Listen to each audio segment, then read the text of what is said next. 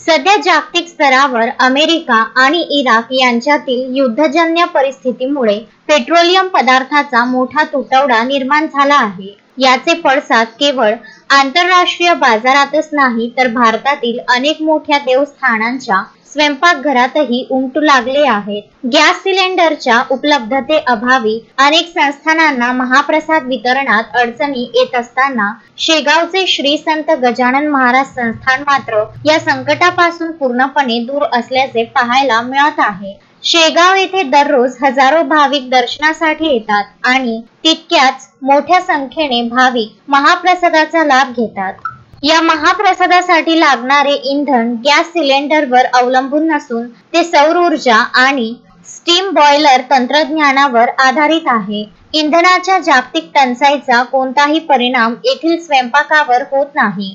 सौर ऊर्जेचा वापर करून पाणी गरम करणे आणि वाफेवर चालणाऱ्या मोठ्या स्टीम बॉयलरच्या सहाय्याने महाप्रसाद तयार केला जातो। यामुळे गॅस सिलेंडरच्या तुटवड्याचा प्रश्नच उद्भवत नाही, ज्यामुळे संस्थानाची सेवा अविरत सुरू आहे।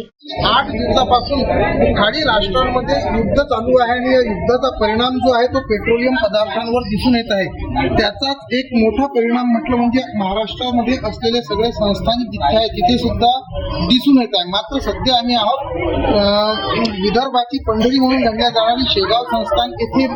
आपण पाहू शकता की जो महाप्रसाद आहे हा भाविकांना नित्य नियमितप्रमाणे पूर्ववत जसा होत होता तसाच दिला जात आहे। कारण याच्यासाठी एक महत्वाची गोष्ट अशी आहे की पुढच्या परिस्थितीचा विचार करून गजानन महाराज संस्थान यांनी सोलर म्हणजे स्टीम आणि बॉयलर याच्यावर जे महाप्रसाद बनते त्याची व्यवस्था अगोदरपासूनच करून ठेवली होती। आपण आज नेहमी पाहून राहिलो, प्रत्येक जागेवर शहरोशहरामध्ये पाहून राहिलो की गॅस सिलेंडरचा तुटवडा अशी एक भावना लोकांमध्ये निर्माण होत आहे। पण येथे तसं काहीही नाही आहे। गजानन महाराज संस्थान हे नेहमी आपली स्वच्छता आणि पूर्व नियोजनाकरता एक प्रसिद्ध म्हणून ओळखले जात असते।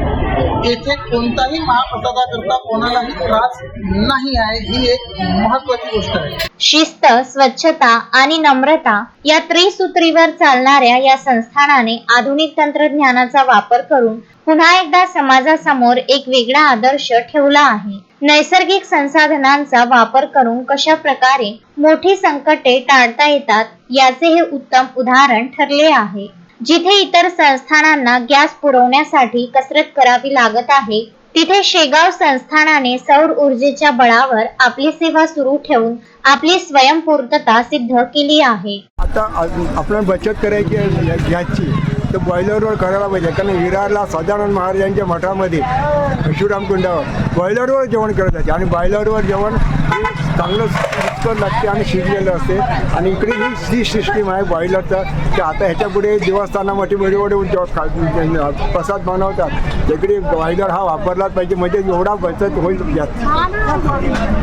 महेंद्र मिश्रा, विदर्भ न्यूज, शेगाव।